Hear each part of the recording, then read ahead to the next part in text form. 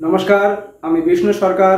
টকস্টার্স spoken English ক্লাসে আপনাকে স্বাগত।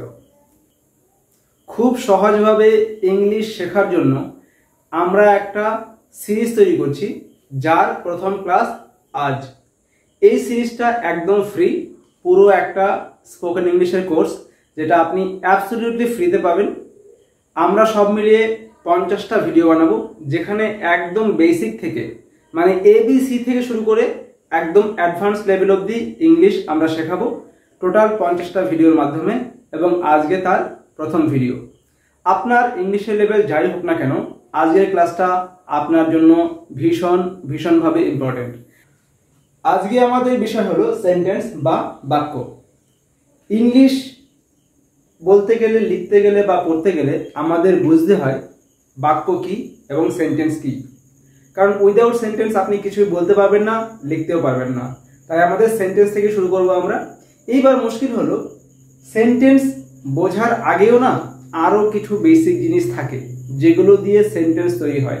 যেমন আমাদের শরীরটা কিছু সেল দিয়ে তৈরি, তাই না? তেমনি একটা সেন্টেন্সও কিছু ওয়ার্ড দিয়ে তৈরি হয় বা ফ্রেজ দিয়ে তৈরি হয়। কিন্তু অনেক মানুষের এই সমস্যা আছে যে তারা এখনো জানে না যে ফ্রেজ কি বা শব্দ কি। তাই আমরা একদম ABCD থেকে শুরু করব। শব্দকে ইংলিশে বলে ওয়ার্ড, হ্যাঁ, WORD। এবার কথা হচ্ছে ওয়ার্ড কি, কিভাবে ওয়ার্ড তৈরি হয়। চলুন আগে সেটা দেখি। আপনারা নিশ্চয়ই জানেন যে ইংলিশে 26টা অ্যালফাবেট রয়েছে, ABCD থেকে শুরু করে একদম Z অবধি। যেমন বাংলায় আছে ক খ থেকে অ আ থেকে শুরু করে স্বরবর্ণ ব্যঞ্জন বর্ণ সব মিলিয়ে অনেকগুলো বর্ণ, তাই একে বর্ণমালা বলা হয়। ইংলিশে এরকম 26টা অ্যালফাবেট রয়েছে, যেগুলো দিয়ে সমস্ত ধরনের ইংরেজি শব্দ তৈরি হয়। এইবার এই যে বর্ণগুলো বা অ্যালফাবেটগুলো, সেগুলো কিন্তু পাশাপাশি বসে শব্দ তৈরি হয়।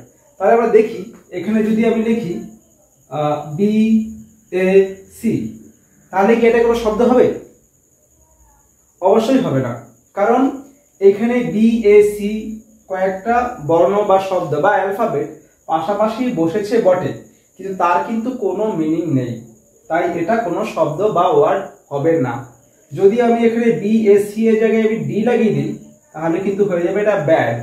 আর ব্যাড মানে আপনি নিশ্চয়ই জানেন, ব্যাড মানে খারাপ। তাহলে দেখুন, এটা হলো একটা শব্দ। তাহলে কি দাঁড়ালো? শব্দ কি? যখন কয়েকটা অ্যালফাবেট পাশাপাশি বসে একটা মিনিং বা অর্থ তৈরি করবে, তখন সেটা হবে শব্দ।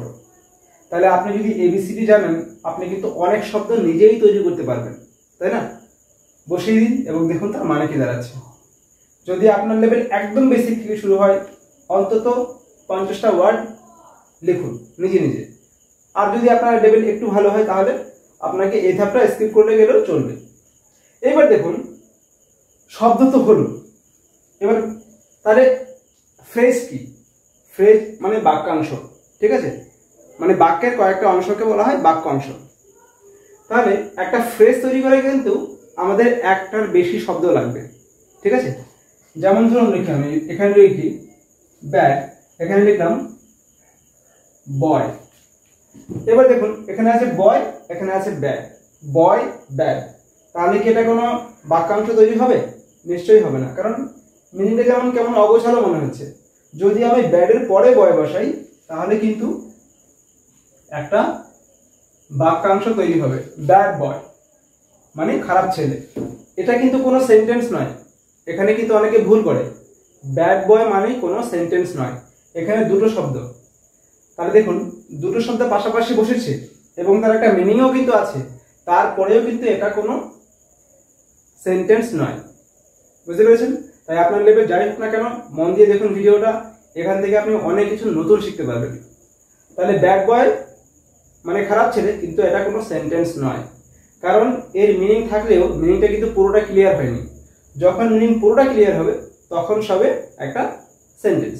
যেমন আমি যদি এক্সাম্পল লিখি, হি ইজ আ ব্যাড বয়। ও একটা খারাপ ছেলে বা সে একটা খারাপ ছেলে। এইখানে কিন্তু পুরো সেন্টেন্সটা ক্লিয়ার হয়েছে, যার একটা অর্থ পুরোপুরিভাবে প্রকাশ পেয়েছে। তাই এটা একটা sentence. He is a bad boy, সে একটা খারাপ ছেলে। বোঝা গেল? এটা হলো সেন্টেন্স। তাহলে সেন্টেন্স কি?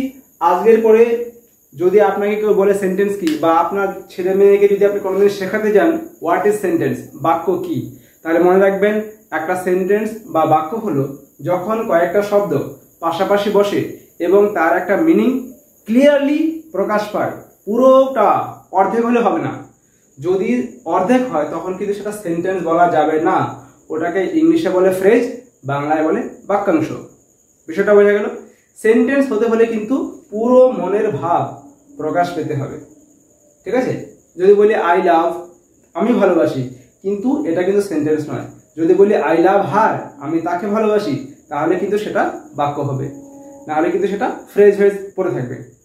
সুতরাং সেন্টেন্স আপনারা শিখে না যে সেন্টেন্স কি।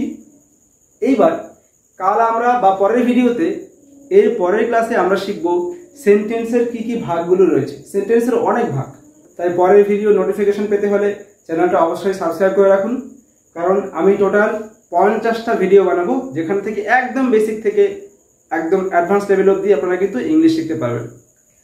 তাই আপনারা এরকম করে যারা একদম বিগিনার লেভেল আছেন, 1 2 3 4 5 করে কম করে 10টা বা 20টা 30টা 50টা বা 100টা যে যতটা পারবেন সেন্টেন্স কিন্তু নিজেরা বানান, ঠিক আছে? নিজেরা ট্রাই করুন।